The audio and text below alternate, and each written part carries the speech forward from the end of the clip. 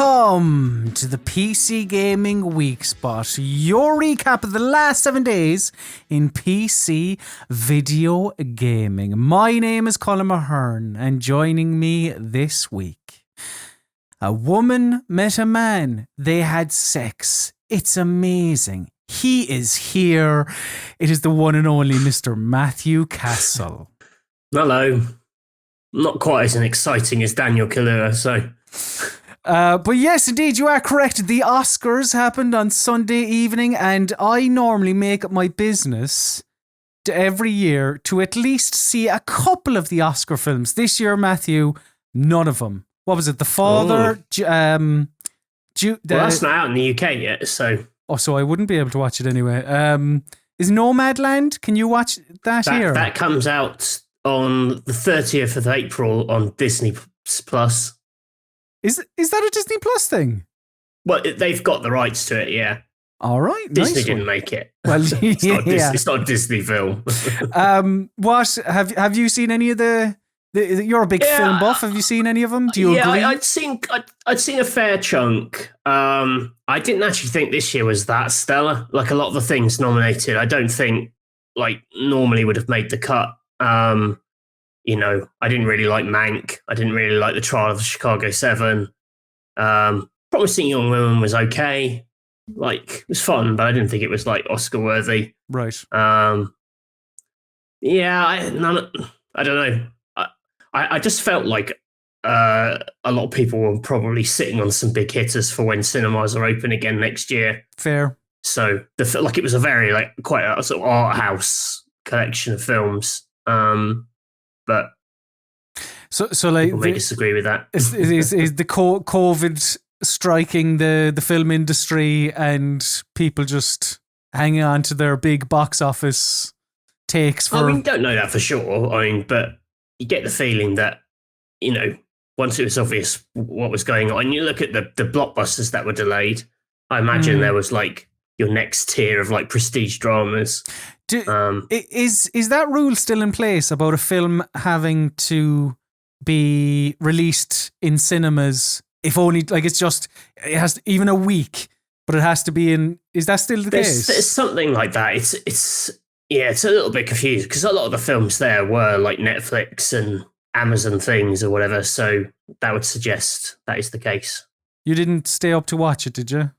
I didn't know because you're not a lunatic. This fucking goes on for about 5 hours or something. Well, that and also I find these kind of remote ceremonies quite flat. So and I know they can't do anything about that, but I don't know. The competition didn't like. I wasn't really into the film, so I wasn't really into the competition this year. That makes sense. And there is definitely there's something lacking without. Even if it's a lot of glad handing and backslapping and all that stuff, there's something lost without the audio of that backslapping and applauding one another. So I like the glitz and the glamour of it. I'm quite a shallow person when it comes to the Oscars. You know, I like it when they like make a joke about Jack Nicholson and then it cuts to Jack Nicholson like cackling away in the front row. Oh, Jack, he's just like me. He has banter. So yeah, no, it is. Yeah, I like that. It is good. Sadly, we can't cut Jack Nicholson, but you know we might have Steven Spielberg though. Hey, but before we get on to Steven Spielberg, Matthew, and before we get on to the bigger news stories of this week, Matthew, I'm going to ask you to grab that news crank of yours and open that gob because I have some information snacks for you. Info snacks for his gob.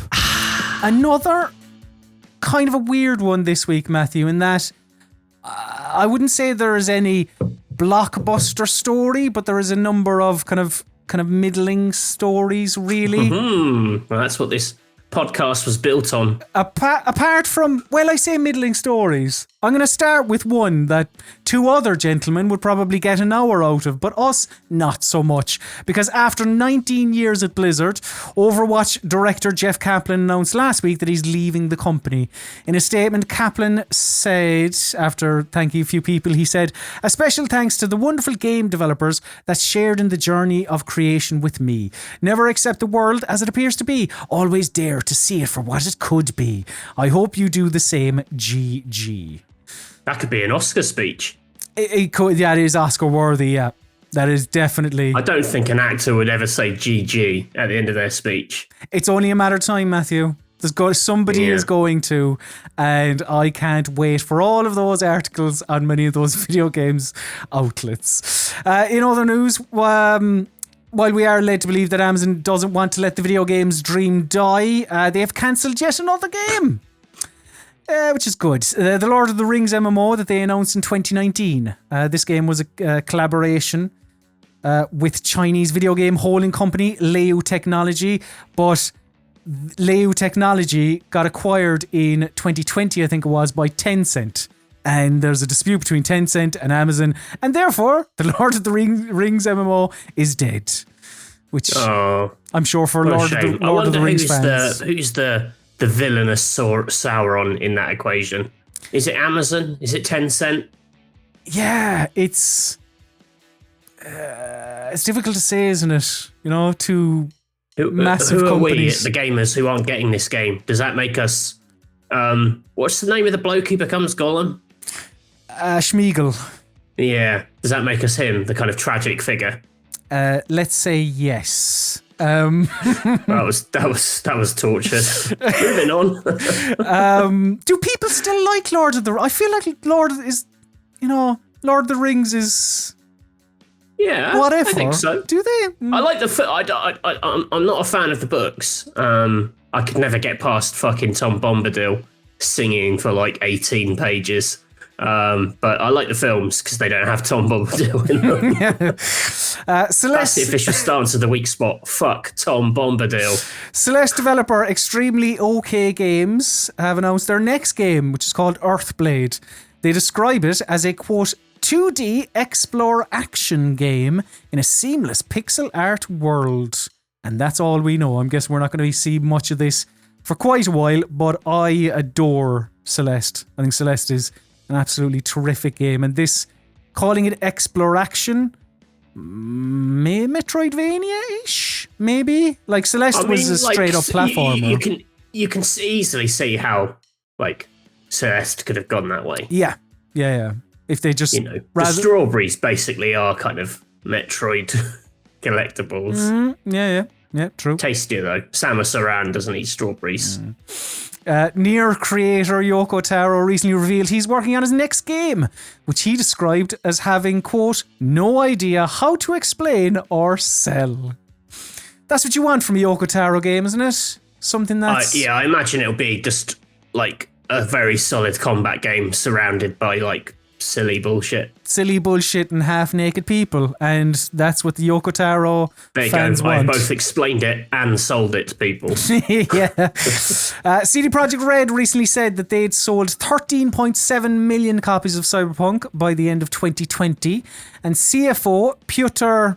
the CFO of CD Projekt Red added later there are only 30,000 people requested refunds. Which, given the uproar at launch, is kind of a mad figure. But that accounts for $51.2 million in lost revenue, but they still made $303 million in net profit last year. So, still made a decent amount of cash. But the 30,000 figure did surprise me, given, as I say, given the amount of hubbub surrounding Cyberpunk's release. But this is the internet shouts loud, it's a bit like I saw this morning. There was the, some kind of, I've completely forgotten the word for it. My brain is blanked. What's the thing where everyone's a petition, that's what I'm thinking of, for Sony to make Days Gone 2, which incidentally is a terrible petition, concept. But it was like 80,000 people, and you're like, well, that's loads. But then you think, well, even if every one of those people bought this game, that wouldn't even be a fraction of what a AAA game needs to sell. That's nothing. Yeah. And these are the, the numbers are always inflated. The noise is always amplified online. Very true. Very true. Battlefield 6 is reportedly going to be officially unveiled soon. It's very odd because DICE have said, we are going to reveal Battlefield 6 soon. It's like, well, by saying that, have you not revealed? But whatever, I don't know. But they've also said that it's a collaboration between 4 studios: EA Gothenburg, Criterion, DICE LA, and Full Fat DICE. And they've never gone down this sort of COD style, loads of different developers. So yeah, I mean, Criterion did the Battle Royale mode in Battlefield 5. Yeah. They did the Ring of Fire or whatever it was called. What was that called? But yeah, you're right. Oh, it wasn't called Burnout. That's the game Criterion made. It was whatever it was, but yeah. I thought it was fire. It was like fiery. Oh, Firestorm? Firestorm. I think we'll say that. Yeah. I really enjoyed playing Firestorm at the preview event because, it's quite flashy. It's quite fun for like 2 hours. Plus, there was loads of international press there. There was this really cool Korean games journalist who was on our team. Who was quite good at the game. So he pulled our team to victory. I remember thinking this is all right. If they guaranteed that guy was always going to be playing on my team, I'd have played loads of Firestorm. Matthew, the rumor mill is at it again. A KOTOR remake. Apparently, Jason Scoops Schreier said in a recent interview with MinMax that it is in development. I mean, I've never seen a single Star Wars. I know you're not.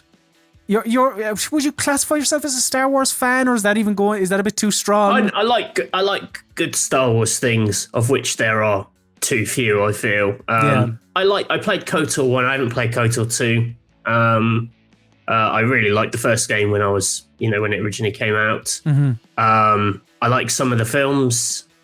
I mean, it's just Mass Effect with Star Wars characters, which is actually, it's reasonably compelling because you've got the sort of the morality system of the light side and dark side or whatever, and that's pretty nice. Would a KOTOR remake?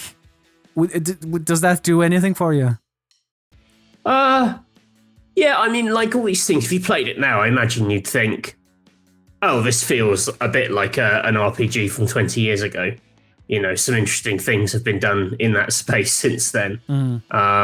But yeah, I don't know. I wouldn't go out of my way, but if it happened, I wouldn't be upset. If it didn't happen, I wouldn't be upset. How's that for a spicy take?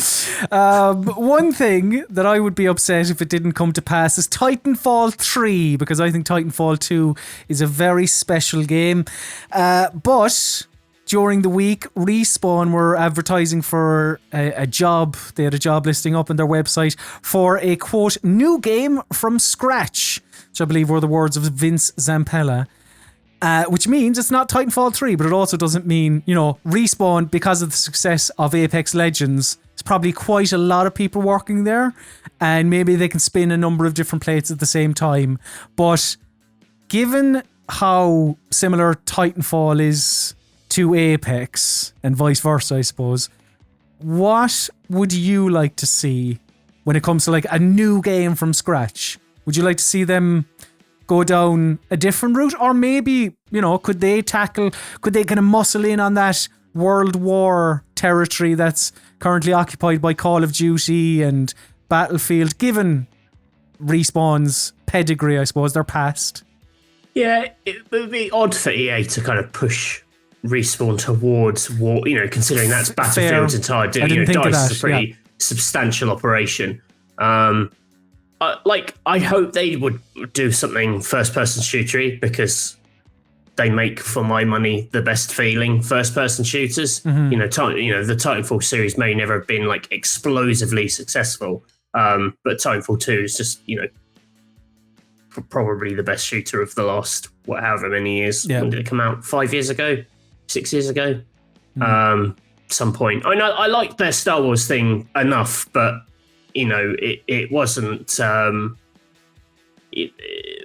wouldn't say it was like a top tier third-person action game in the way that their first-person games are. And you got to remember, like, the core team at Titanfall, at Respawn, kind of are responsible for modern Call of Duty as well, because they're all the ex-Infinity War people who did Modern Warfare. So they've got under their belts, probably the two defining shooters of the last 15 years in Modern Warfare and Titanfall. So another one.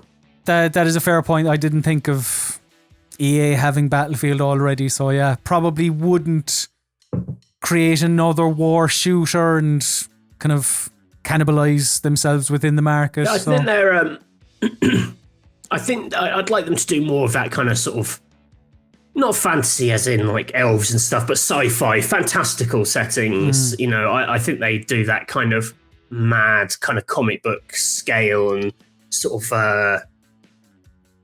They just look like real kind of video games, if you know what I mean. It's even in Apex Legends, it's just like a shooter in like the world's most amazing amusement park. It's kind of got that over the top vibe. I wouldn't want to see them do something kind of gritty and sad. Don't do another brown shooter. So those are your information snacks for this week. So now let's get on to your bigger news stories of the week in headlines and hot takes.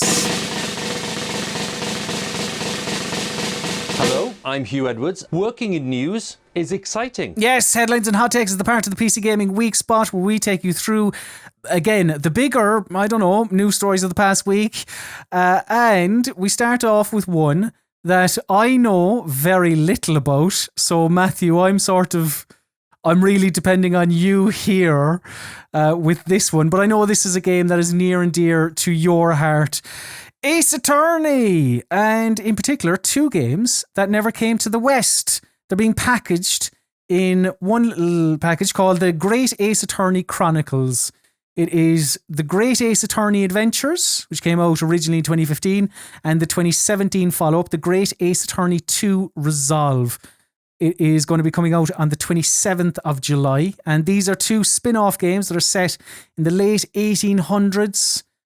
And rather than playing as the regular protagonist, Phoenix Wright, he's not born. Because he's not born, yes. You're playing as a new fella called Ryusuke Naruhodo, and it takes place in both Japan and England. And the only other thing I know about it is that the originals in Japan they did have Sherlock Holmes in it, but this one has Sherlock Sholmes because in the US, some of Arthur Conan Doyle's work is still in copyright. So they can't have Sherlock Holmes. So they have Sherlock Sholmes, which I think is excellent. I'm glad they went with that rather than try and come up with an actual it has been done before. Has it? In the past, where people used... I think it was when, what's the name of it? The French detective series. Poirot? No, he's Belgian. Lupin. I don't know. Okay. Recently got adapted for Netflix, but basically another kind of sort of like turn of the century crime writer who at the time wanted to use Sherlock Holmes and couldn't because obviously back then Sherlock Holmes was like new. Yeah. And used this Sherlock Sholmes character. So yeah, what do you know of the Great Ace Attorney Chronicles and why are you excited?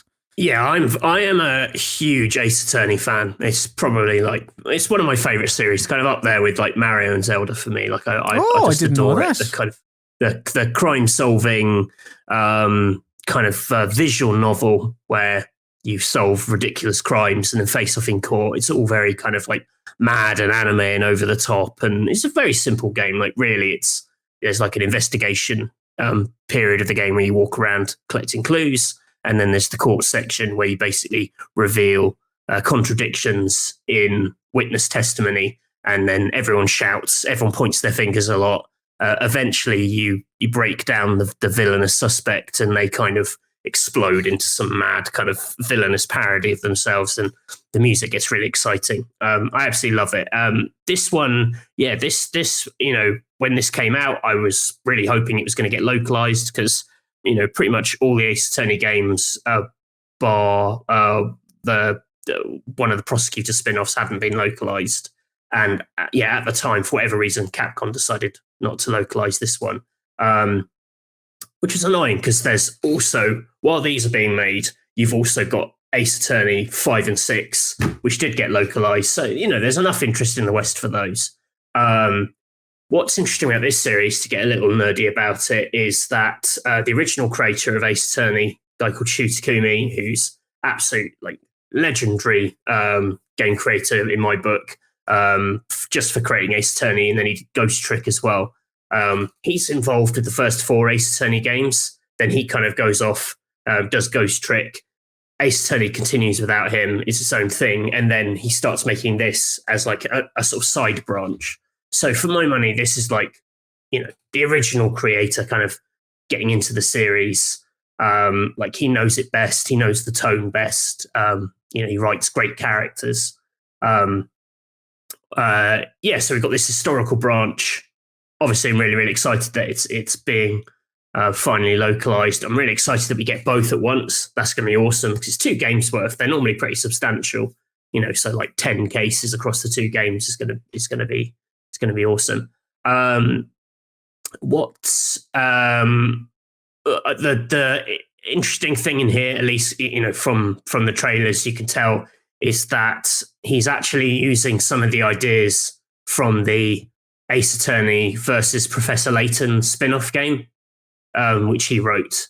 In that, in the court cases, you normally, in traditional Ace Attorney, you have 1 witness at a time, and it's just a case of finding the contradictions.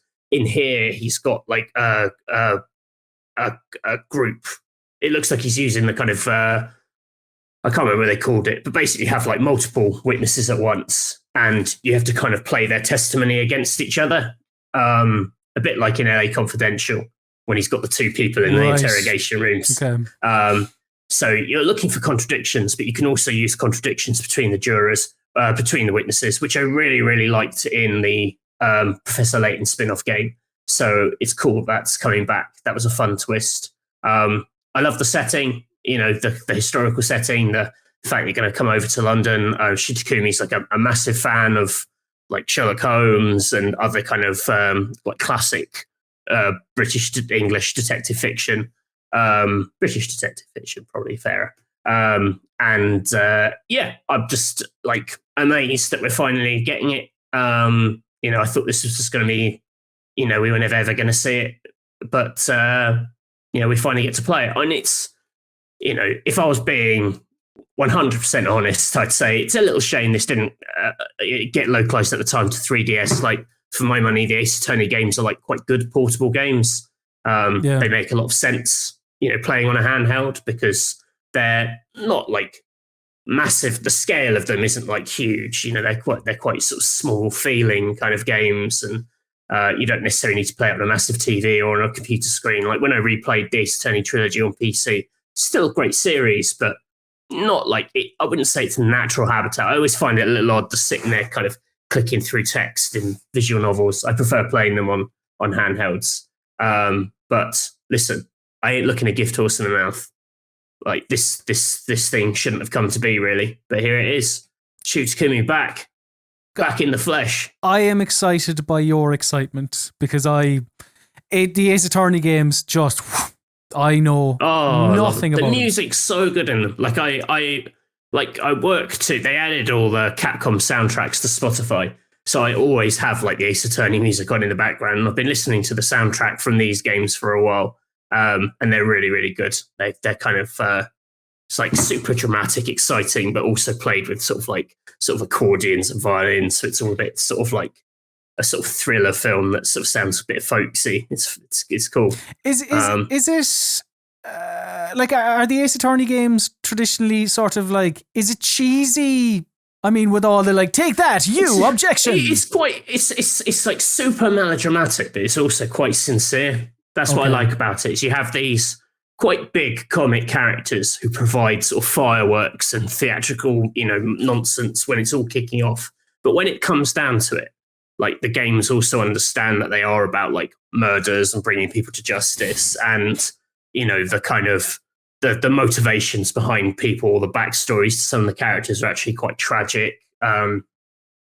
What's interesting about like the original trilogy is that like the story, it works like a TV show. Like the story really builds over the 3 games, so you need to kind of play all 3 of them. But by the 3rd one, you're really invested in all the characters, and you kind of know what they've been through. And a lot of it's about the like the relationship between defense attorneys, Phoenix Wright's one, and the prosecutors, who are always like the villains in the game. So each game has like a different prosecutor who he's facing off against. And like, I don't want to like oversell it and saying like it's some incredibly deep study of like law and justice, but within its own fictional world, it is quite a, like I say, sincere look at the kind of the relationship between these 2 roles and what they can achieve to, can they achieve something better than something purely combative? Like I buy into it all a lot, and it is nonsense. And it's kind of, it's in a similar way that you get a lot of anime shows, which are like, what if a tennis match, but it kind of looks a bit like freaking Bleach when it's all kicking off. This is kind of what if law trials, but like mad and anime and exciting. But it's its ability to kind of like absolutely like go full throttle and then suddenly pull back into something like a bit more personal, I think's like actually very sort of poignant. Like I'm a huge fan of this series. And Shu Takumi is just, he's such a dude. Like I'm a huge fan. I once stalked him in real life went to Comic-Con in San Diego and just as a punter. And I saw him there. He must have been there with Capcom to do, show off. I think this was around Ghost Trick type. And I was like, oh my God, I've never met him. Like I'd sort of interviewed him by email, but I'd never met him in the flesh. So I sort of followed him around the show floor a little bit until I could work out who with him was his like translator, because I obviously don't speak Japanese. And then, once I worked out who was translating for him, I went to that bloke and was like, this is going to sound crazy, but like, I'm a really huge fan of this guy. And it would be great if you could, it would be possible to say hello and like introduce me to. And so he did. And he was like, and I had a photo taken with him. And exchanged a very few words. That's a nice. I thought that story was going to end with him saying, "Can and then I put him in a bag." He's still locked in my dungeon today, and that's why we haven't got any more Ace Attorney games, because he lives in the crawl space under my house. But that's lovely. So has that just like shot up your most anticipated games of? Yeah, I mean this has been like when there was that big Capcom leak. This was included within that. Oh, was it? As like they were going to be localizing it. So yeah, I've had high hopes for it. I like that when it finally got announced, loads of people like tweeted me because they know like I'm such a nerd about it. They were like, "Oh, you must be happy," or I like that their first reaction to seeing this game was to check in on me and make sure I was okay. Make sure you're all right. Yeah, that's very good. I hope it turns out to be but the game that you anticipate. It will be good. He's not made a bad game. He also I've never actually played it. He directed Dino Crisis 2 on the PS1. Didn't know that. Yeah, you're a mind of specialist subject. This fella. This cool. He's a real. I'm telling you, he's a really interesting bloke, because he like not to boggle this down or anything, but he joined like Capcom at the same time as like sort of Kamiya. Like him and Kamiya are both kind of came up under Mikami. And when I interviewed him once, like he talked about that. He talked about that kind of set of developers, most of whom eventually left to form Platinum. But he's like the only one of that group who kind of didn't, and he's still there. If you think about it, like, you know, a guy who's been at Capcom since the late 90s, still making games for Capcom, you know, as a kind of creative lead. There's not many people you can say have had that kind of length of career. There's not many people you now see, you know, presenting Capcom games who are, you know, that's quite kind of feels like the old guard at this point. Yeah. Yeah. It's an interesting chap. Very good. Very good. Another interesting chap, talking about, you know, a long time director and designer of sorts, although he did move on from where he was, is Hideo Kojima. But of course, the man who is synonymous with a video game series that we may never see again. Well, Death Stranding too, but another one that we may never see again. Or will we? Snatcher. No, Metal Gear Solid. So this may be a bit of a leap, but there are a couple of strands here that when you join them up together, you do kind of go, maybe. So I don't know who spotted it, but somebody did. There was a Twitter account set up in the last month, and the name was Tom Olsen. And this Tom Olsen was posting videos of Metal Gear Solid 2 Sons of Liberty and talking about it as if they were an employee at Big Shell, which is where the majority of Metal Gear Solid 2 happens. And even their profile on Twitter, it says, born and bred New Yorker, maintenance technician at the Big Shell, married 10 years to my wonderful wife, Karen, recovering Mets fan. Now, there was some hubbub about this because it was like, oh, could this be leading to something? And you're like, I don't know. However, David Hayter, who was the original voice of Solid Snake before Jack Bauer came along, he did an interview with a YouTuber by the name of Dan Allen, and he spoke about the rumour of a remake. And Hayter said, I thought it was just a rumour until the day before yesterday when I got a text from one of the insiders saying they heard it might really be happening. He also went on to say that if this remake is happening, whether it's the first Metal Gear Solid or Metal Gear Solid 2, as the Olsen Twitter account kind of implies, if that is what's happening, Hayter said that they would have to re-record the dialogue. Hayter said they can't use the original PlayStation recordings because the sound card isn't anywhere near as good as today's consoles. So what happens is you run those old tapes and you can hear traffic going by outside and all this room noise, because we didn't do it in a studio, we did it in some living room. We did re-record the entire game for the Twin Snake, so they could theoretically use those recordings, but again, I don't think the quality would match what needs to be done. So my question to you, Matthew, is should I just give up hope because we're not going to be getting a Metal Gear Solid 2 remake or a Metal Gear Solid remake? Just move on with your life. Metal Gear Survive is the lasting memory of this series. Get over it. Is that it? I don't know. Like, part of me thinks that, you know, when you enter the next gen, often studios do a bit of a remake to kind of cut their teeth on the tech. You know, we saw it a little bit with like Gears of War 1, for example. They did that remaster before doing Gears 4, just to sort of settle in, you know, because you only have to focus on, you know, fewer elements of the game. So, like, from that perspective, you could almost understand a version where, like, if they did have plans to do Metal Gear, why not kind of like ease yourself back in with a remake of something which you know is structurally sound. I mean, the actual where all these rumors come from, man, it's pretty thin, isn't it? Wafer. I mean, some weird ass Twitter feed who could literally be anyone. And whilst, yes, David Hayter is the original voice of Solid Snake, how attached is he to this series now in 2021?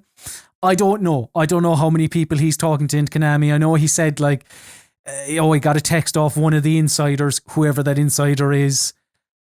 I don't know.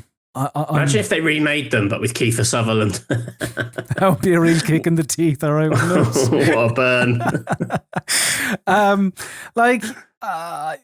I suppose the one thing, like Konami, there are a lot of rumors around Konami over the last couple of weeks, like the Silent Hill remake rumors as well, or not a remake. They were talking about a new games for Silent Hill, because there was like Bloober Team was apparently making one Silent Hill, and there was an in-house, or there was some other studio that was apparently doing it as well. Yeah, two competing Silent Hill reboots, and like I think it was VGC reported that I don't know, sources say that like Konami is more open to giving their properties to outside developers because of, well, shitting the bed with things like Metal Gear Survive. So, like, if that is the case, I could see them giving Metal Gear to an outside developer and telling that outside developer, here, remake one of the old games, because we sort of need to get people back on site, because Kojima's gone, and a lot of people, rightly or wrongly, when they think of Metal Gear Solid, they think of him. And when he's not attached to the project, they'll need something to get them back on board. The fact that Survive was the last Metal Gear game, I think if there was any aspirations to kind of continue Metal Gear on, the right way would be what BioWare are now doing with Mass Effect, which is getting old fans back on side by going, right, okay, you didn't really get on with Andromeda? Well, look, the 3 original games that you liked. I think it would be same with Metal Gear Solid. Like a big nostalgia play combined with like some mega graphics that people simply cannot like resist.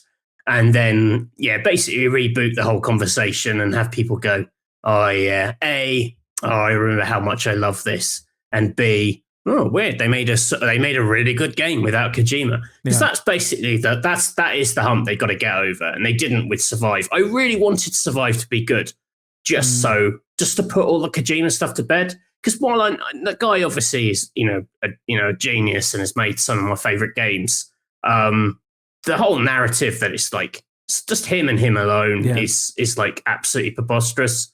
And a lot of the stuff he takes direct responsibility for are often my least favorite elements of his games, as in all the guff that surrounds them, all the, the preposterous cutscenes, all that. I'm far more interested in them as like mechanical things. I think they're more interesting, the game that you actually play. I just, the churlish part of me just wants to see this team make something really good, just to shut all the Kojima fans up. Yeah, it would be nice. It would be. That's me. No project ever came from such a sort of malicious goal. but it would be good to, for proof of concept, that Metal Gear can live on without Kojima, because it's just such a massive thing hanging over them. One, because he left. 2, because as we say, like the Survive being the most recent one. But 3 as well, like, is how Kojima left, and Konami becoming like number one, public enemy number one, when all that narrative was happening, and you had Jeff Keighley coming out the Game Awards going like, Kojima would be here, but his overlords won't allow him here.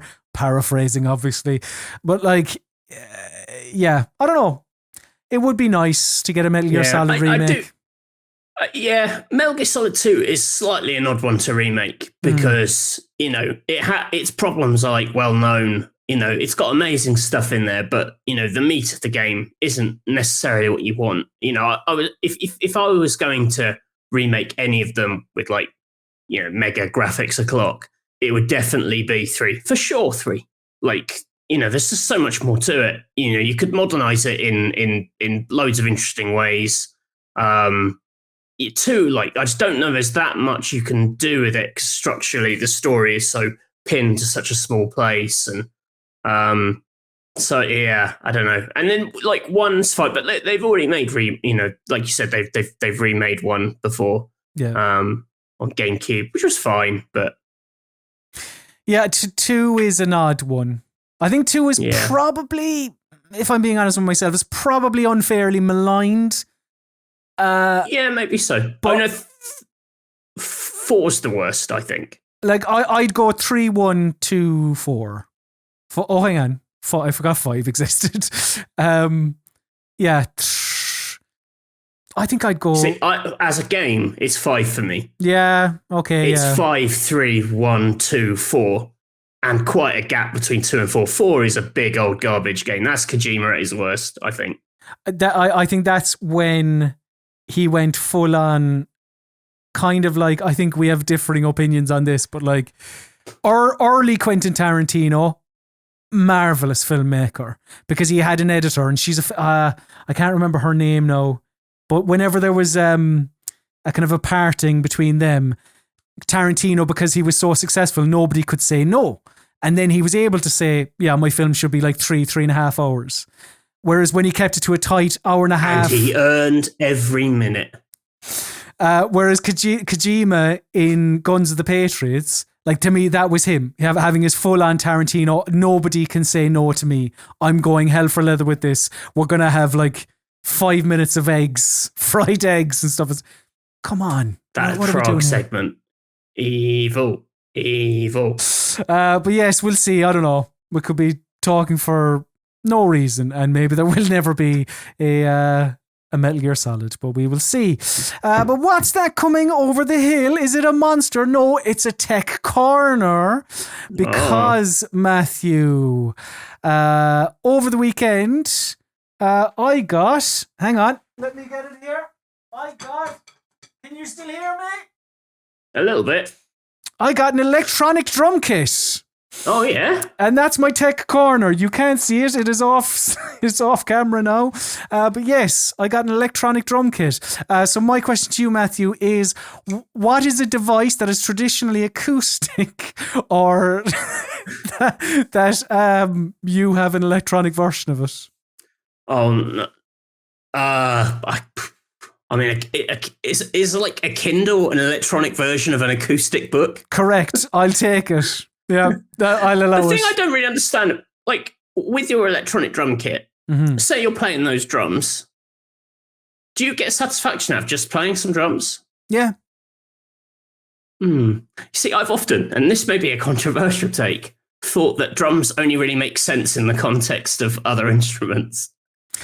When I see someone just banging a drum, I'm like, ugh.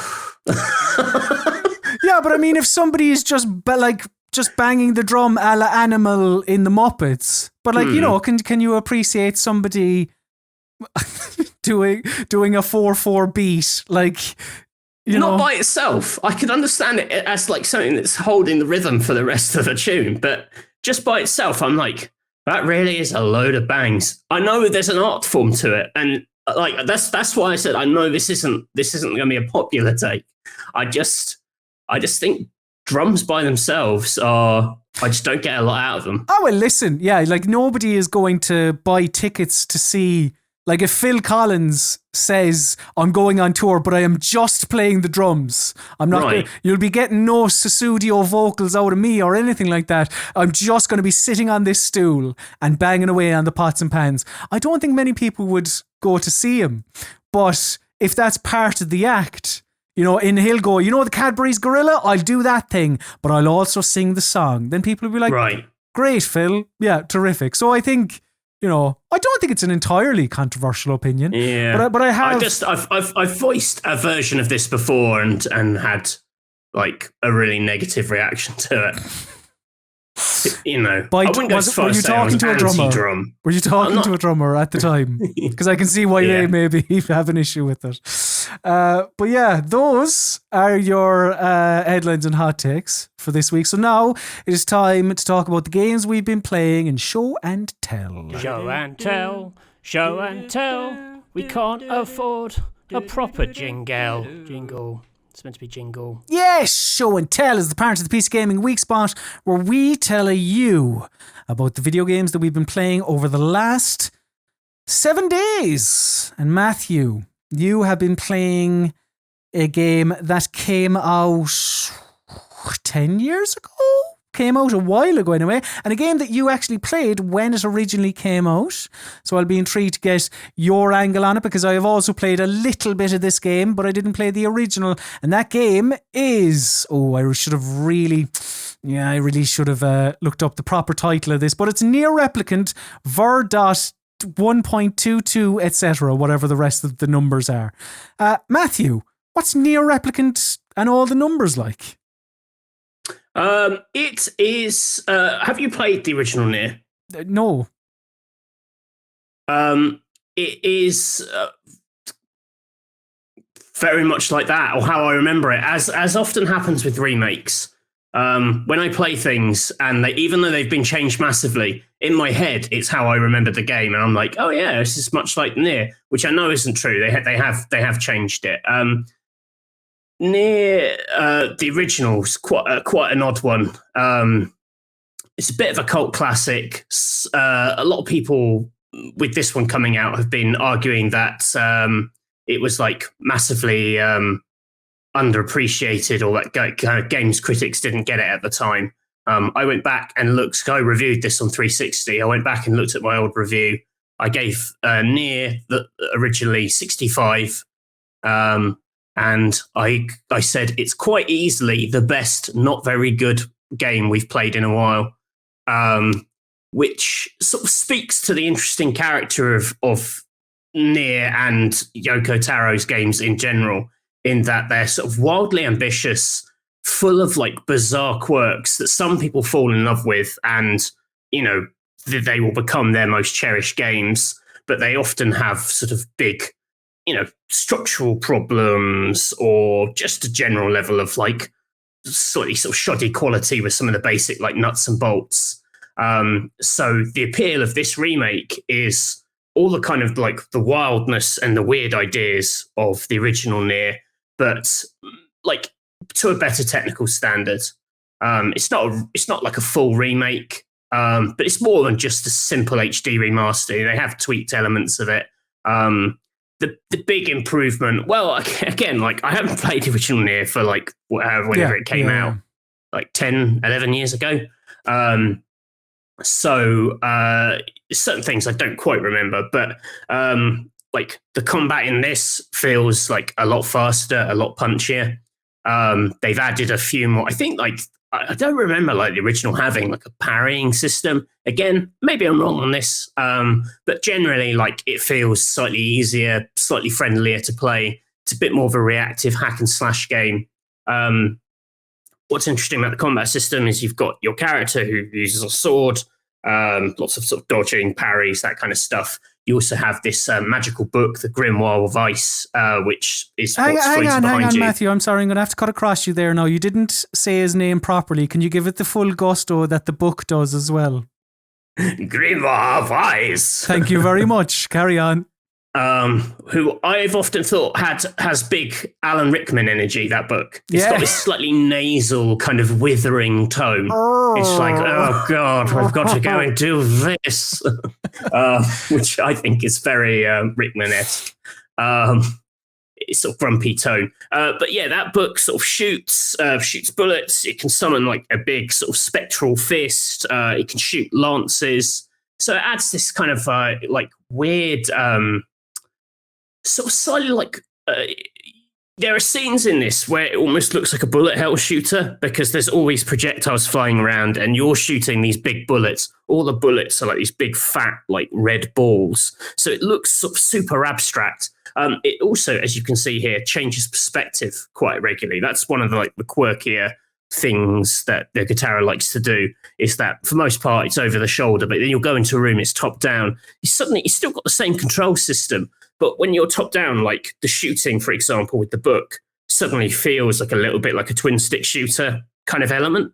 So that change of perspective kind of changes how you think about some of the mechanics, which like I remember being really cool and interesting back when I first played it. And I was like, okay, I've not really seen that before. And it's still cool here. There's bits of the game where it switches into like basically a 2D platformer where you're going along certain surfaces. It kind of locks you to that one plane. I think there's a bit coming up here actually in this kind of giant kind of cliff area. But otherwise, like a lot, what's kind of good about the game is sort of largely what was good and interesting about it when it originally came out, in that, you know, it's got this quite simple art style, but this kind of huge scale to it. So there's very few areas where you aren't like taken or struck by, you know, something interesting going on in the background, or like the general look of the world. Like it's quite one of a kind. This is one of the 2D sections here where you're suddenly kind of walking along scaffolding and fighting monsters. It's got this really like beautiful soundtrack, which was, you know, one of the amazing things from it back in the day. They've remastered it here. I've seen some people say that they don't like the tweaks. They don't like the changes to the soundtrack. They've maybe like got rid of some of its character. That's kind of actually an interesting thing that's happened with this game in the discourse in the last week, is that like some people who held it to be this like beautiful, brilliant game originally feel that it's been like softened or dumbed down a bit in this remake. I think it smacks a little bit of contrarianism for me. I mean, yeah, that's it. That's an interesting take. Why? What? Because it's sort of, they've taken something that was quite weird that not many people understood, and they've made it a bit more accessible. They and haven't I feel normalized it though. Like there's still no, they haven't. I'd say everything that's interesting and good about it is still in it.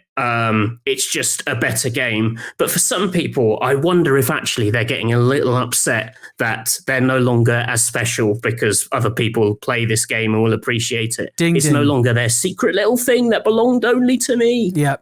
Which is very much the vibe I got from some of the reviews. The other interesting thing is when Nier originally came out, there were two versions. There was a Japanese version and a Western version. In the Western version, you actually played as a different character. It's the same story of you trying to help this girl, but you were her father, and you were like this sort of big burly warrior. The idea being at the time that like the West wouldn't buy into the kind of the boyish hero of the Japanese version, who is the hero. That's the version they've gone with for the remake. And I saw a piece doing the rounds where they were talking about the idea of like trying to rewrite history, and they were saying, oh, it's a shame that like the kind of dad Nier version's kind of been overwritten and this has become canon. Where actually, like, I think we've got the best of both worlds in that if you own the original game in the West, you've still got the dad Nier version, and now you can own the version that you couldn't play, which is the brother Nier version.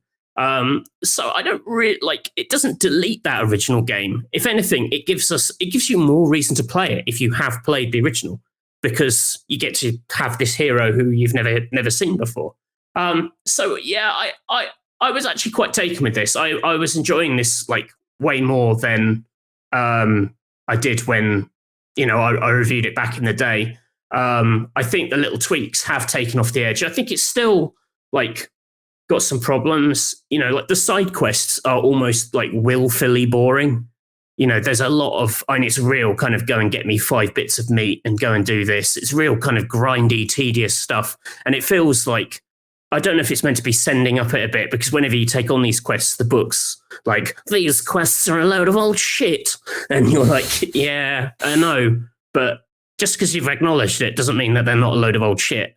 So it still has some irritating habits, but, you know, I don't know if it's the performance boost or the slight kind of improvements to the combat, but I didn't bounce off this, or I wasn't struggling with this in the same way that I kind of remember with the original. So in my mind, quite a vanilla take this. It's a classic remaster, kind of plays how you remember. It plays. It's the best. It plays like the best version of your memory of it. Which, you know, I don't think it like rewrites it, or, you know, I think you could still play the original and have a very similar experience. But yeah, I actually was having a really good time with this. Like the music and the look of it. You know, maybe my personal tastes have changed as well. But the sense of like the weirdness and the oddness, in the same way that I liked, I really liked Nier Automata or Automata, or however you pronounce it. This kind of, I don't know if that game kind of helped me buy into like Yoko Taro's thing a bit more. So I'm a bit more open to it now. Or if like, after 10 years of playing, quite sort of homogenous kind of AAA games, you're naturally more open to kind of weirder stuff or slightly more idiosyncratic stuff. It's kind of hard. It's kind of hard to remember where your mind was at 11 years ago. People change. So yeah. So it's very hard to say because, like you said, because they have changed elements of it. It's quite hard to pin down. Like, have I changed? Are the changes to the game really that much more substantial? Yeah, it's kind of an interesting one, but fundamentally I'm enjoying it. I've only played like the first 4 or 5 hours or so, but I'm gonna stick with it. The other thing about Nier, very much like Nier Automata, if you've played that, is that it's sort of designed for you to replay it. Has like different endings, different takes. So on your second playthrough, you see things from like different perspectives, and it sort of fills in gaps. So the kind of story builds out as you play it. It's more that whole structure is definitely more like fully featured in Automata. Like, but the basics are there. It's got great bosses as well. I think the bosses in this are better than the ones in Automata. I don't know if that's interesting. If that's an agreed thing, but like, this robot, you're dodging all these giant hands. It's quite basic stuff. But then when it flips into the top down, and all of a sudden there's always like mad kind of, bullet hell kind of chaos going on. This is quite, it's an interesting thing for sure. Like Nier Automata did a bit of that as well, like the perspective shifting and changing from an action game into like a bullet hell kind of shoot 'em up and all that. And like, I've only played, I don't know, 2.5-ish hours of this maybe. Yeah. And from what I've played, I've enjoyed it. I mean, I'm kind of in agreement with a lot of what you said. It does seem more RPG-like than Automata, whatever. That's partly because it's got this sort of like more like fantasy setting. Like how it relates to the timeline, you should probably play and sort of figure out for yourself if you're kind of invested in that. But yeah, it's like swords and and sorcery kind of stuff. It's a lot more sort of accessible. There's still some weird quirks, like you collect, like when you kill monsters, you collect like words or phrases that you kind of then plug into like swords, spells, evasive maneuvers to change your stats. So, there's still some little idiosyncrasies, but it's not quite as abstract as like the plugging in the different units to make your characters. I felt like you could change your character more dramatically in Automata, for example. So, if anything, going from Automata to this would probably still feel like it's a bit of a step down in terms of oddness. It's a bit more simplified. It's definitely like a less complicated action system, but that's should be expected when you go from like platinum to anyone else. Yes. But I think if you hadn't played either, I would probably play this and then play Automata, and I think that is the better second game. But you'd probably appreciate it a bit more and appreciate that kind of arc. There is a lot going for it. The soundtrack really is banging on this. I was going to say, I find it odd that, now, to be fair, this is coming from somebody who didn't play the original Nier Gestalt here. I think the soundtrack is great, and it doesn't, like, it's not dynamic in a Zelda way or whatever, where like there are 4 different stems to introduce when he takes but it does sort of change depending on, like say in the opening world, the opening section where your house is, like there's a version of that song, and then there's a version that plays when you go into the library, is it? Right, yeah, there's all, but also like it's a weird mix of like quite choral stuff. It's got this, this very distinct sort of singing style religious and voice, which is it's what's in Automata as well, but it just there's nothing else that really like looks or sounds like it. Like it's still apart from its sequel. But if anything, I'd say like the fantasy tropes in this are probably like slightly easier to get your head around and enjoy than like some of the weirdness in the sequel. Like there's like the big kind of fortresses and like giant, cliffside villages and things. And there's quite a nice little coastal town, which is like got like big kind of, Mamma Mia vibes. It's like Greece. Expect Meryl Streep to come bursting out of the house, sort of hoofing Who's around. my dad? Is it Colin Firth? Is it Pierce Brosnan? Who knows? Is it this book? I am your father. Oh, daddy's here. But it's visually it's very like Automata, but and maybe that ties into the fantasy setting. I don't know, like way more saturated and way kind of more vibrant than Automata, which is quite kind of pastel-y and not monochromatic, but like it feels like the colour has been sucked out of it, whereas this feels like the greens are green and the blues are blue.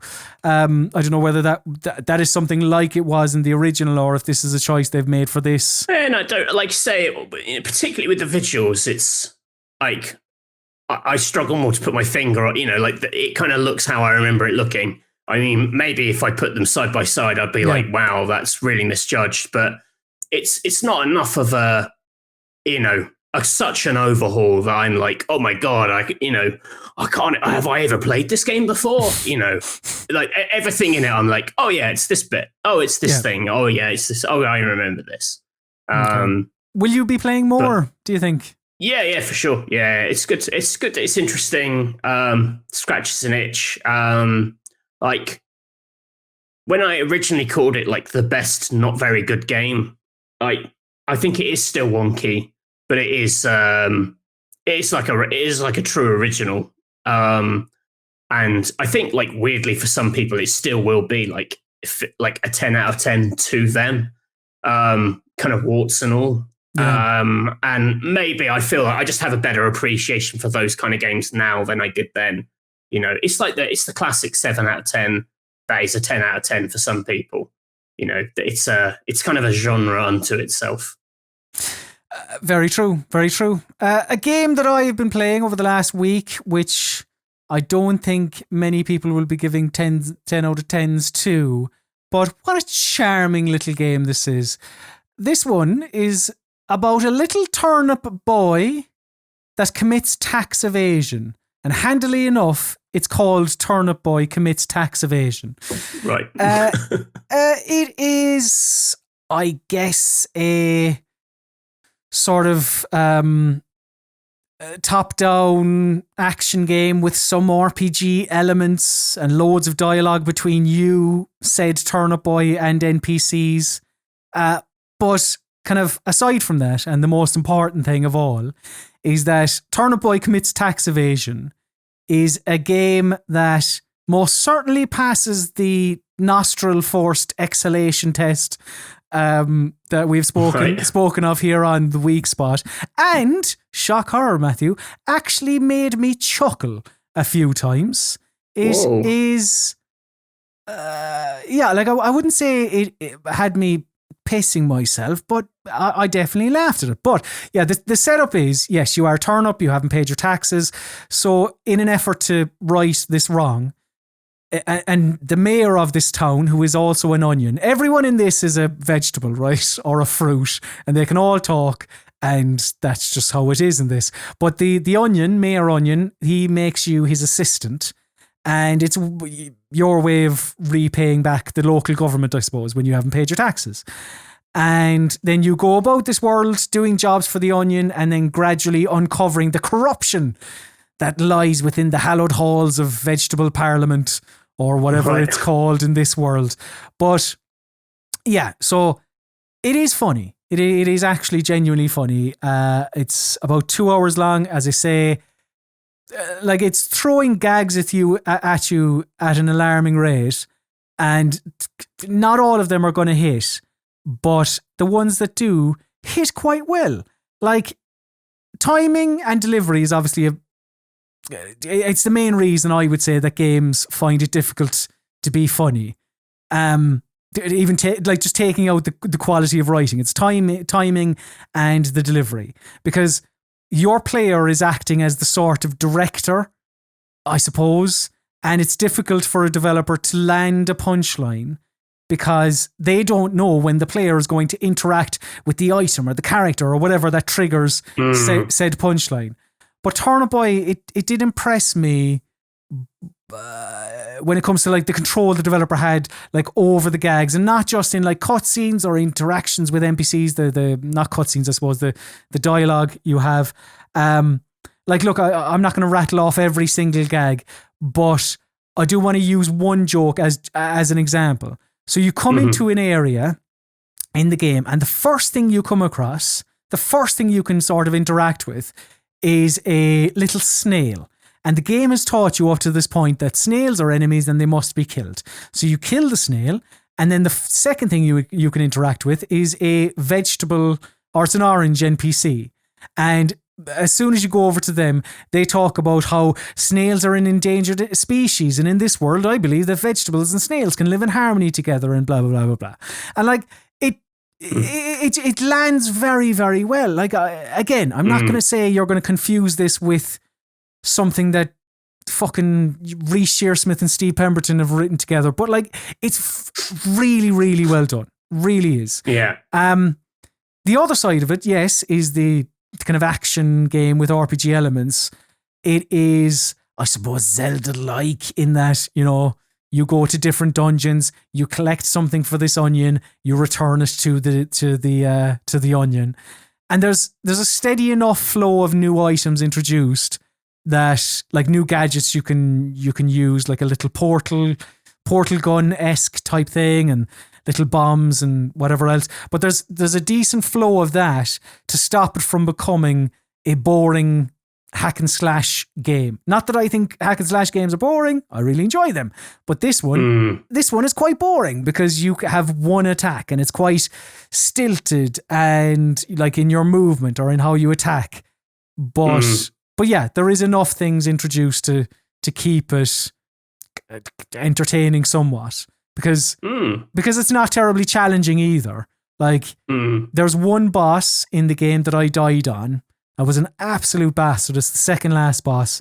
But the most of it you'll probably breeze through, more or less. How long is it? It's about 2 hours-ish. Okay. Give or take. And they even, like, they've made this game with your casual players in mind, because there is a god mode. So I think even in the pause menu, if you want to put on God mode, it says something to the effect of like, we want Turnip Boy to be played by everyone, blah, blah, blah, blah.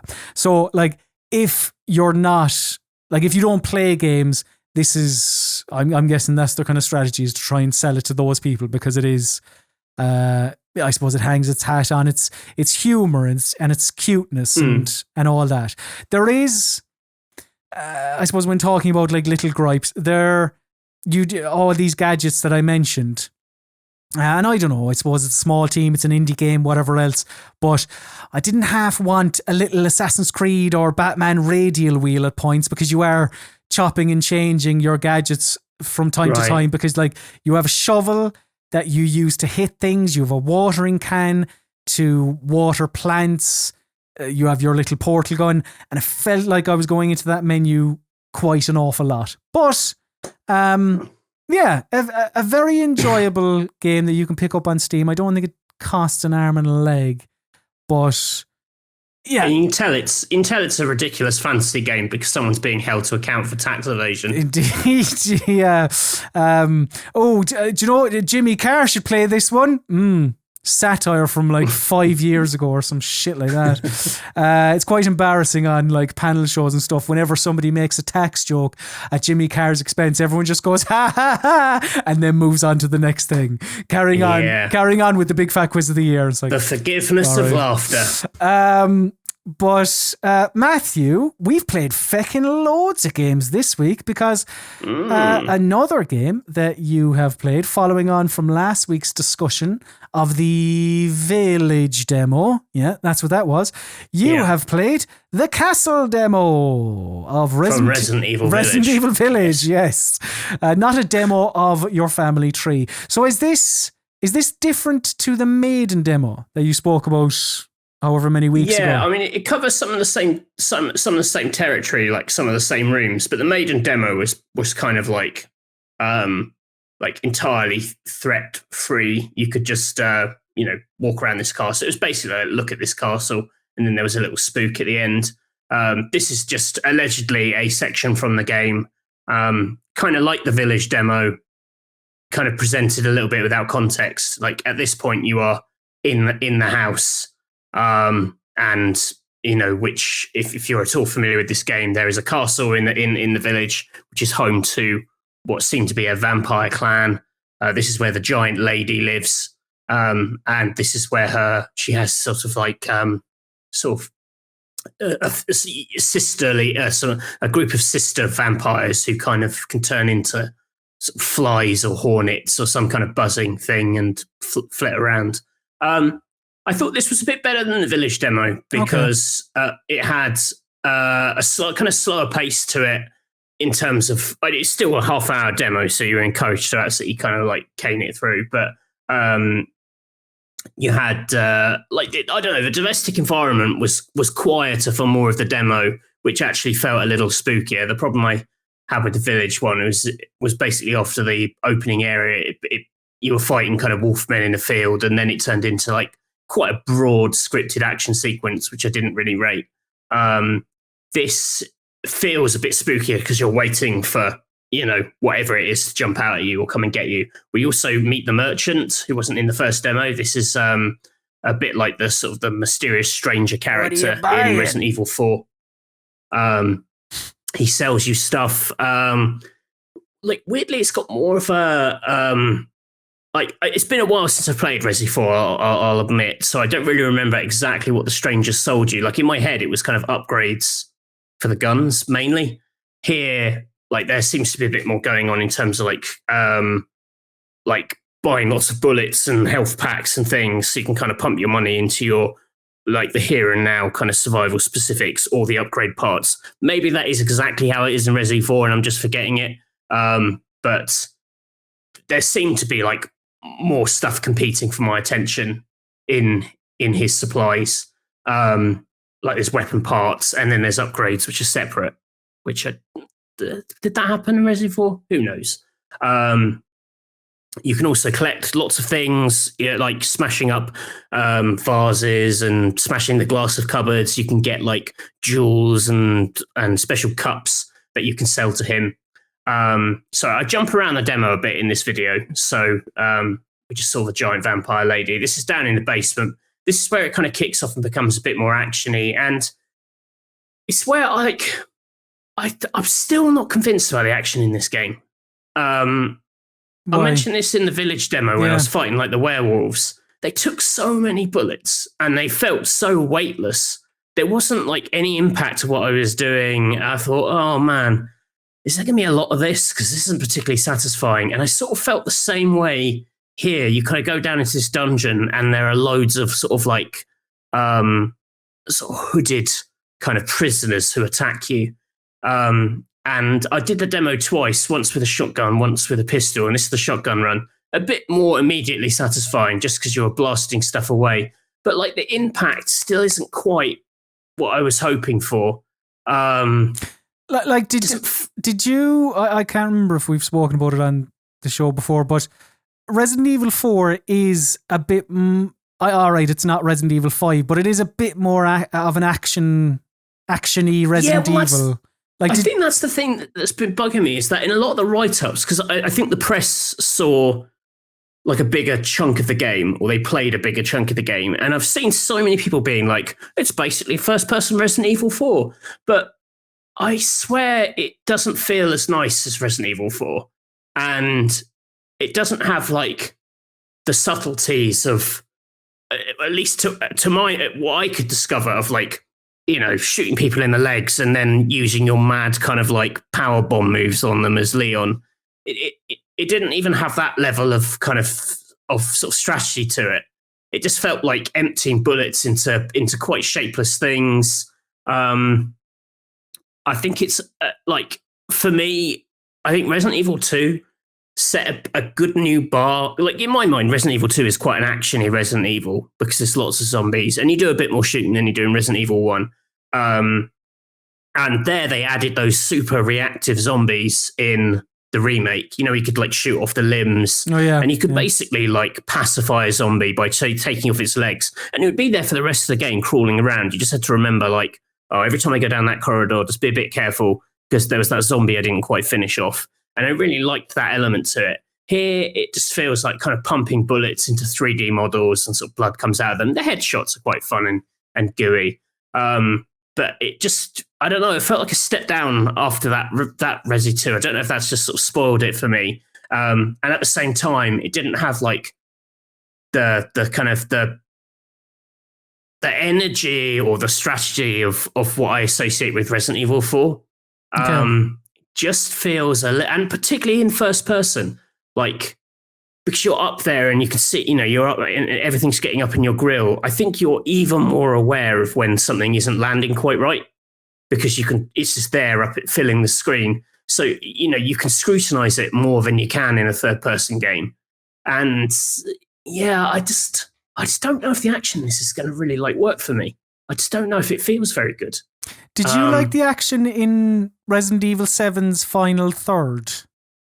Not really. Yeah, I get the impression. Anything, if anything, it sort of feels like a whole game of that. Yeah, I don't. Isn't really what anyone wants because the combat in Resident Evil 7 first person not being great doesn't really matter because it's not really the focus of the game. There's a lot more of that kind of escaping stuff. Here, it feels like things are kind of like forcing you to engage with them a bit more aggressively. One thing I will say, last week, I said the same thing and I was worried that it was just going to seem like a step down after like the pursuit of like Mr. X in Resident Evil 2. Though in those press previews that did the rounds, apparently the tall vampire lady does function like Mr. X. Oh, okay. Like there is a chase element. She'll pursue you through the house. The house is Mr. X and not Nemesis. Mr. X and not Nemesis in that it's, she's an ever-present figure. Yeah, people seemed to imply that in their write-ups there was a clip of her like chasing you and she's like ducking under doorways and pushing through. And, if there is sections of this game where you have stuff to achieve in the castle and there is just the presence of this giant vampire lady, I think that could be quite interesting. Mm-hmm. That isn't in this demo. In this demo, when her like vampire daughters or sisters or whatever come and get you, they kind of manifest as flies, and then you have to shoot into the fly swarm to get them to dissipate, or you can just run off and like hide. If you can push through the area, you can just run away from them. So there's a bit of an escape element, but I feel like there are definitely bits of this where it forces you more explicitly into combat, and it just doesn't, like, the amount of shit they eat and the way they don't kind of react to the bullets. Or maybe there is also like the shooting feels a little off on this is recorded on a PlayStation, and I was looking at some forums and some people were saying, oh, actually, you need to adjust all these settings in the options of like aim, acceleration, everything. Is apparently like by default, it's way off. Unfortunately, I can't test that out now because it's a timed demo brilliantly. So this is all I've got. I also find, and this is just a PlayStation bugbear, I find it's really, really easy to click in the analogs, the right analog stick to crouch. So I kept crouching in the middle of gunfights, which was annoying. But that's a PlayStation. Obviously a PC. You were saying that about the last one as well. Yeah, is that a thing just in this game or in just with? No, I think it might just be my controller on a PlayStation 5 controller's busted. But yeah, I'd be interested to try this with a mouse and keyboard. Obviously, the proper the kind of demo for everyone comes out this weekend, I think. Yes. so we'll be able to try it. I mean, the game's out soon, isn't it? Next week? Yes, 7th of May, I think it is. Yeah. So I don't know. Neither of these demos have really done it for me, but I've got hopes that played at a proper pace, the game will kind of come alive a bit. Yeah, I just, like you, I'm not sure I want an entire game of that, like the first-person shooter part of Resident Evil 7. I don't know, but it's not scary. That's the thing I'll say. Neither of the demos were scary at all. What I do want a full game of, Matthew, is multiplayer Resident Evil. Yeah, I don't, but it was the only way I could link it. I played a bit of the RE/Reverse. I don't know how I'm guessing it's Reverse, but this is the multiplayer mode that is packed in with Resident Evil Village. Yes, I played about an hour of the beta, and it's nice that I have some bit of an understanding of how this works now, which is free for all, every man or woman for themselves matches, where at the start of each match you choose one of the Resident Evil characters, and each of them have one of the human characters, I should say, because each of them has their own weapons but also their own abilities with cooldowns. Like you mentioned, Leon, he has his little twirly kick. Is it Claire who has this sort of stun mine thing that she can throw out? But that's what each of them have their own guns and their own abilities. But when you die, you turn into some sort of gloopy, manky zombie mess. And you're that for a limited amount of time until you die again, which is, I suppose, some bit of a Resident Evil hook. Like, it makes this multiplayer game feel a bit Resident Evil-y, at least. So yeah, there is like a default kind of zombie mess thing that you'll turn into when you die, but there are little vials of the T-virus scattered around the map as well. And if you collect those, you can collect up to 2. If you collect 2, when you die, you'll turn into like Birkin or the Nemesis or Jack Baker or whatever. And they're like unbelievably powerful, but can also be killed.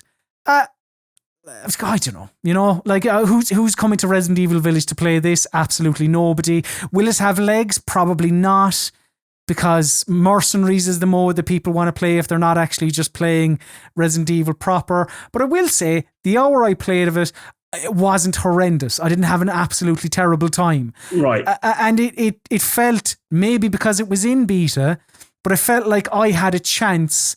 And typically, I don't gravitate towards multiplayer games because it's a waste of time. Like, because I want to at least, I want to have some bit of fun playing this game. And if I just keep on dying over and over without getting a chance to actually just shoot my gun, I'm going to walk away from it. Whereas this seemed all right, seemed well balanced. Every character seemed all right. What happened there? I just told you. I went through all of this. Sorry, I was mesmerised by the footage.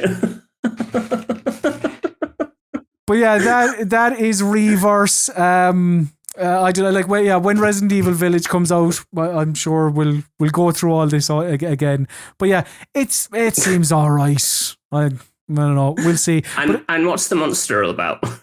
But a game I wanted to mention just before we close out is probably my favourite game I've played in the last week, and that is Before Your Eyes. Now, this came out, I think at the start of this month. It is really good. I really rate it. Your classic sub 2 hour first person narrative driven game where you don't have loads of agency over the story. You're here to enjoy, or I suppose not enjoy, what the developer and the writers have created, the performances of the actors, so on and so forth. But this has a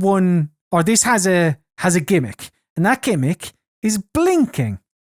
So, right. You can play this without a webcam, but you would lose a lot of the effect. But I suppose I should give you some context before I go into the blinking. You play as a character called Benjamin Bryn.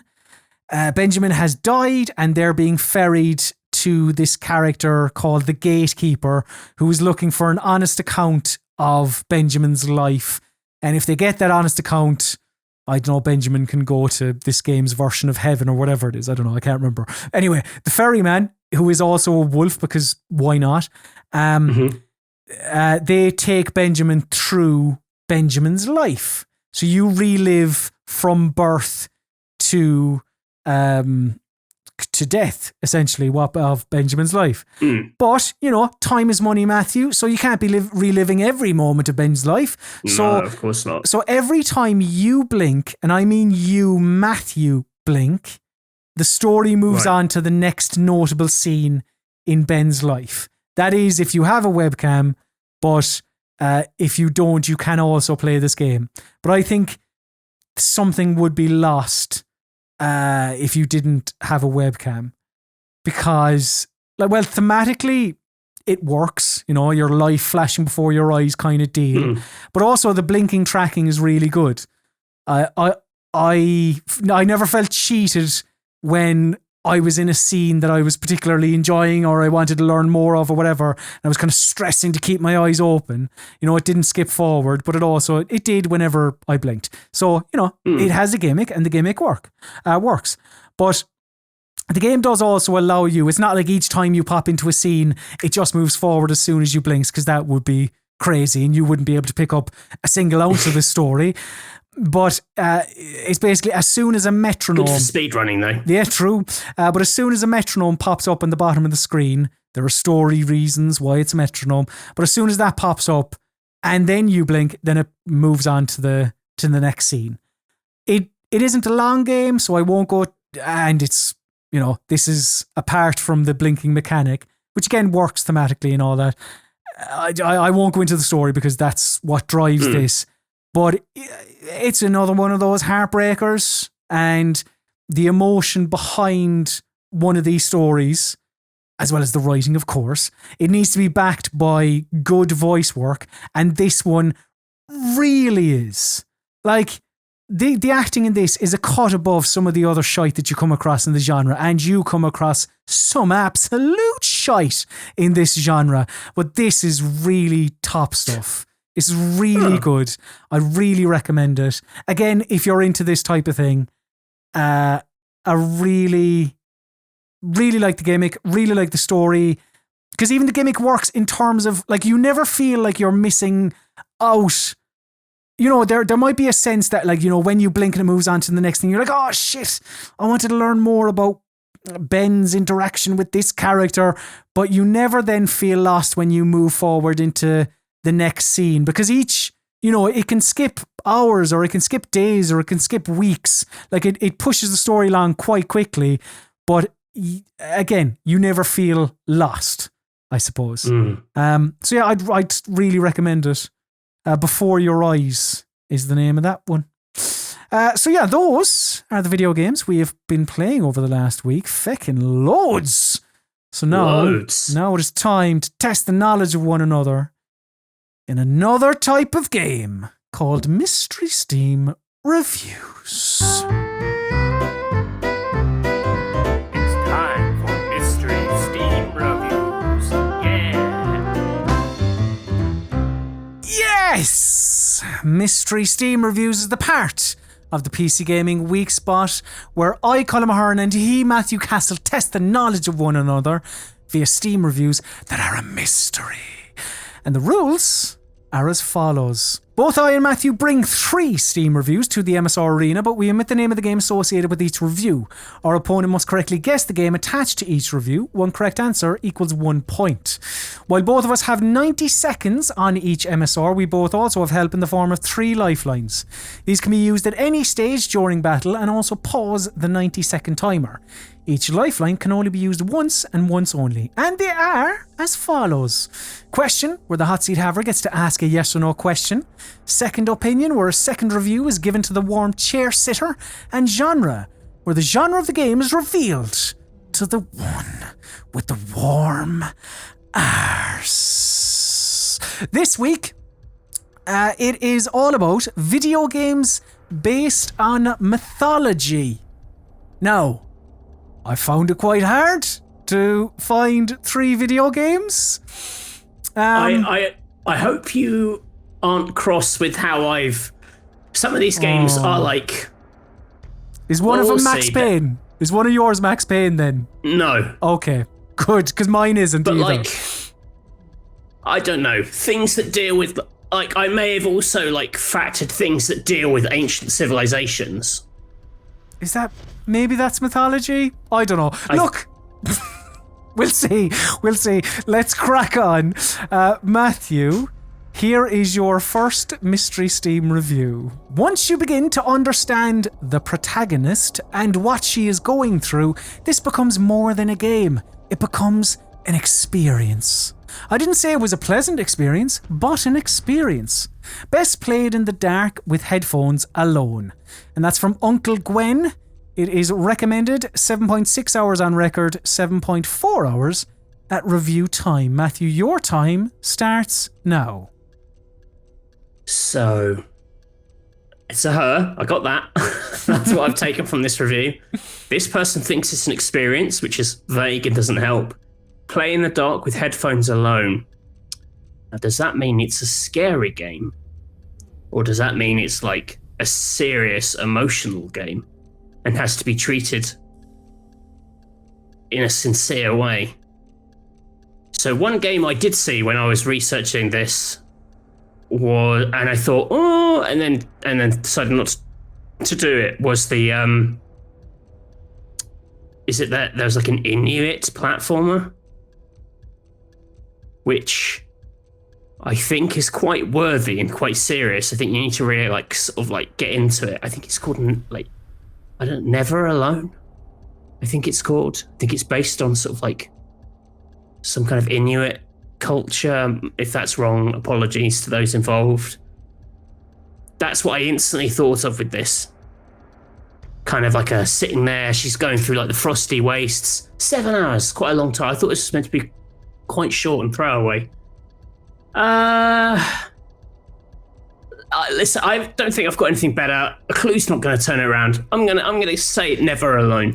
Is that your final answer? That's my final answer.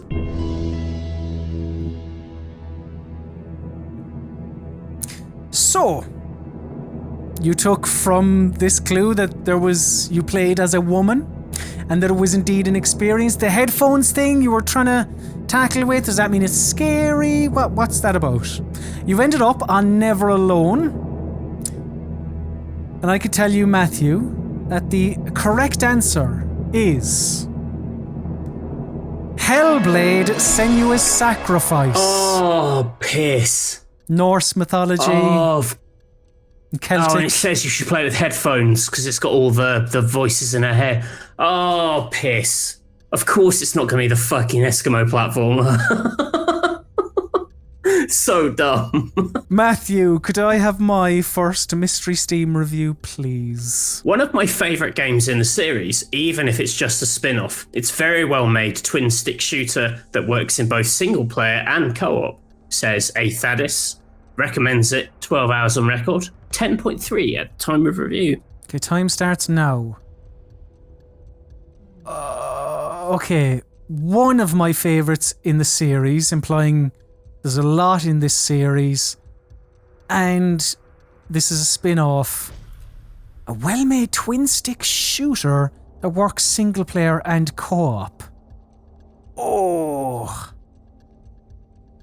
A spin-off that's a twin-stick shooter. Oh. The fact... What mythology is that based on? But then you did say like civilizations and stuff. Is this one of the Lara Croft games? What in the name of Christ are they called? But that is a there's two of them. There's two of them. One of them is called Guardian of Light. Is everything okay, Matthew? No, my cat just opened the door and came in. Guardian of Light and Temple of Osiris, I think, is the other one. Will I take a punt? Oh, I'm playing a dangerous game here now because I think... No, because I think I might be on the right...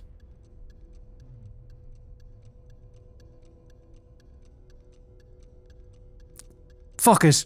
Lara Croft and The Guardian of Light. Is that Final your answer. final answer? Final answer. So, you recognise this was a series with a lot of entries? A spin-off that is a twin-stick shooter? That would cover the Lara Croft games. Do they count as based on myth? The correct answer is Lara Croft and the Guardian of Light. Yes! It's based on Mayan myth. I thought that counted. I think that counts. It's temples. There's like a Mayan warrior in it. Come on. So let's just say from the off. Well, it's not from the off because we're 2 reviews in. We apologise if we do something wrong. We're trying to not. So yeah. Just trying to deal with my cat at the moment, but it's fine. Is the cat okay? Cat's distracting me. So if I lose, it's the cat's fault. Matthew, here is your second Mystery Steam review. Very cool strategy game where your movements on the tactics board influence dialogue and story developments. They do a great job of making you feel like you have a lot of agency over both the battle and the story with these granular battle decisions. And that's from Face Wizard. It is recommended 2.4 hours on record. Your time starts now. You know what? I think this is Pendragon. That's my final answer. Are you sure? Don't wanna think about it for another? Yeah, I think this is that is a game based on Arthurian legend. It's a strategy game. It has a heavy story element, like what you do on the board changes the story directly. I think this is Pendragon.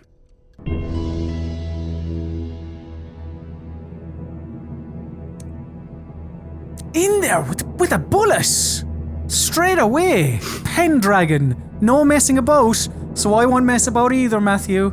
The correct answer is Pendragon. Yes. I think this has popped up on Mystery Steam reviews before, so I was like, I'm pretty sure Matthew has played this.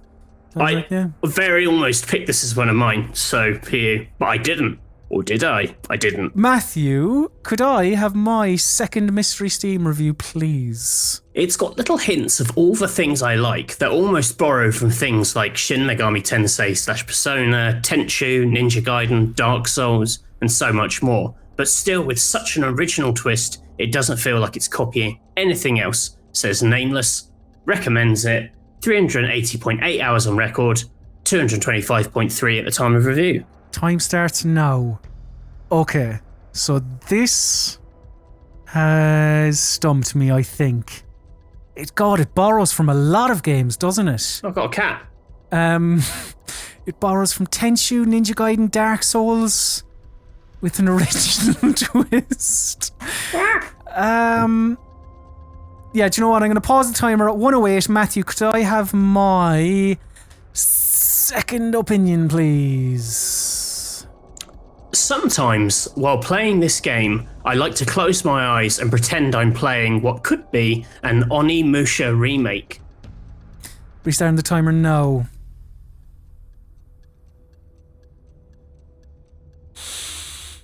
Onimusha, Tenchu, Ninja Gaiden.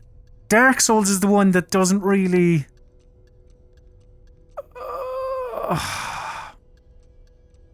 game about ninjas? Ah! All I can think of is Ghost of Tsushima. Get out of my head. That's not on PC. Yeah, I know. Thanks, Chris. I'm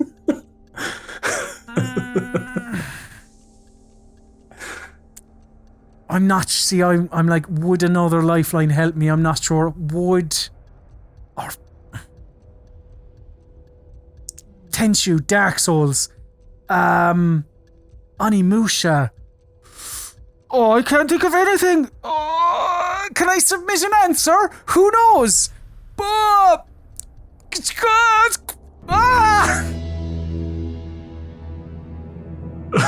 Is that your final answer? I think it has to be, Chris. So your final answer was a scream? You made a screaming sound. But was that right? It's like Onimusha. Places this perhaps Japanese mythology based? Like Dark Souls? Quite a hard action game? The correct answer is Neo 2. Ah! I saw Neo as well when I was looking up stuff. Oh, and it's like Souls. Oh no. I feel for you. I really do. I Do should you want have. to see the cat again? Would that cheer you up? That would cheer me up, yeah. Where's the He's cat? run off. Oh. I will remain in this state of disgust forever. I should have at least submitted an answer. Matthew. Yeah, you should always submit an answer. I should have just said Ghost of Tsushima. Then I would have proven that I'd known what a video game is. The greatest sin in Mystery Steam reviews is not submitting an answer. Because it proves that you couldn't even think of the name of one game. Yeah, just gotta say anything. You know, if you can't think of anything, say Doom. That's what I do. Matthew, would you like your second Mystery Steam review? Best Rhythm Game 2019 from ILYMR. I Love Your Mother? I don't know. Mystery reviews. It's recommended 64.5 hours on record, 22.2 hours at review time. Now, reading this back, it does seem a little unfair. No, it's fine. I've got my 3 clues. I'll get it. All right, okay. Starting the time now. Second opinion, please. Okay, so pausing the timer at 1:25. Oh, you do have your... Is that the cat I can hear? So the second opinion of this video game is... It's frustrating, but finally finishing the final boss gave me a real sense of satisfaction. I thought I was bad at video games, but this game really did make me feel like I've really honed and improved my skills. Thank you, name of the game. You're a very vital piece of helping me realise that I am capable of growth. And just to remind you, the first one was rhythm That's action. fine. Best rhythm game, which is crap. Hit me with the genre. The genre of this is an action-adventure video game. You see, I'm thinking Sekiro for this. Do you want to ask a question, or do you want to stop there? No, keep running the clock. I'll see if I ask a question. Okay, so I'm going to restart the timer at 1:25 now. Yeah, I'm thinking Sekiro, but then I don't know why you didn't suggest Sekiro for the last one. Unless that was mind games. Because if you were thinking Japanese mythology and Dark Souls, you would have said Sekiro. Now that might mean you didn't say it because you thought it would put Sekiro in my head for this last one. I'm going to ask a question. Okay, I'm going to pause the timer at 1:01. Matthew, what is your question? Was this game made by From Software? Are we allowed to ask that quick? Yeah, that's a question. What's this game? You're busted. Regardless. Oh, you're gonna try and look it up on Google, are you? Let me check here. It's New York on Mars. Let me check here. Shit. Come on, you gave me Deus Ex last week. When I asked, was it in the last 5 years? So just let me check here. It's a very long name. What was your question again? Just so I answer it. Is it made by From Software? Let me double check. Yes, it is. Okay, restarting the timer now. I'm surprised you didn't guess this for the last one, but I'm gonna say Sekiro. Is that your final answer? That is my final answer. The correct answer is Sekiro Shadows Die Twice! Do you know why I didn't guess it? Because I'm a thick bastard who completely forgot Sekiro Shadows Die Twice existed. I mean, I still would have been wrong. That does happen in this game, where you pick a game and it just... You cross it off as like, oh, well, that won't be one, because I've picked it. That one is done. But yeah, so congratulations, Matthew. Thank you. Matthew, could I have my third and final Mystery Steam review, please? Great action, great story, great gameplay, great mythical beasts, great heroes, great graphics that makes Tetris crap its pants. What are you waiting for? For the Pegasus, it's only 50 food and 2 favour, says Ozzy, who recommends this mystery game after 65.2 hours on record, with 35 hours at the time of review. Okay, time starts now. Great mythical beast. Graphics that makes Tetris crap its pants. Okay, well, I'm going to pause the timer at 1:15. Can I have the genre, please, Matthew? Because is this actually a match 3 game, or is that somebody I don't know, trying to be funny? It's described on Wikipedia as a real-time strategy video game. Okay, restarting the timer now. An RTS based on mythology. Not my strong suit.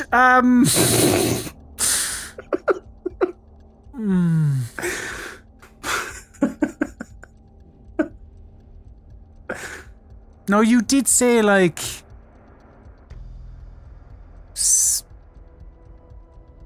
you said that was for Tomb Raider. I'll be on it. I'll put my hands up and say my clarification at the start is Tomb Raider. Oh, okay. All right, so this is straight Stone Cold mythology.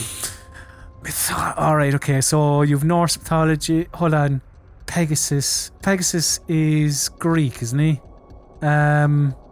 RTS. Oh, for Christ's sake!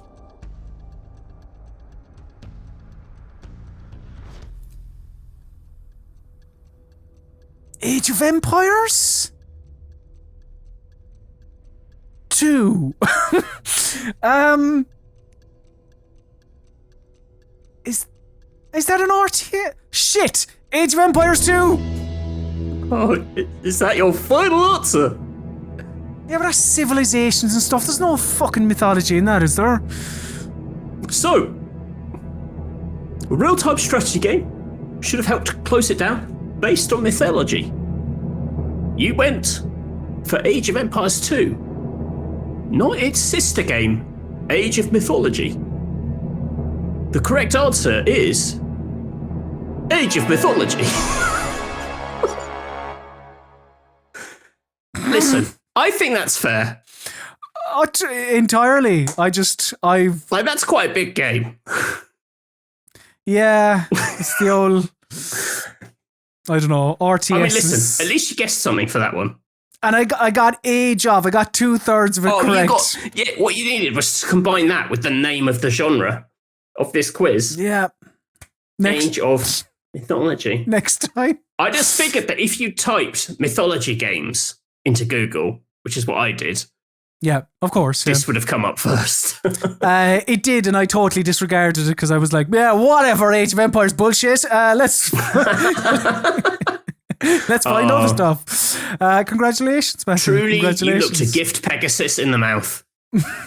Oh, Christ. Yeah. Oh, well. Matthew, that is another Mystery Steam review. So now it's time to answer the burning questions of the lovely folks at home. Indeed, in our segment we call Burning Questions.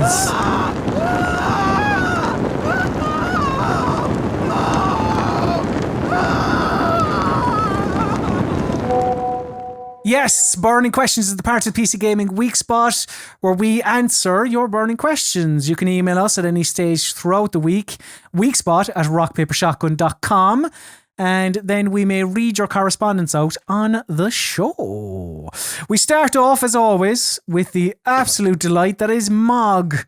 Mog gave us 10 English pounds during the premiere of the last episode of the Weekspot on youtube.com/rockpapershot. So thank you very much, Mog. You are an absolute star.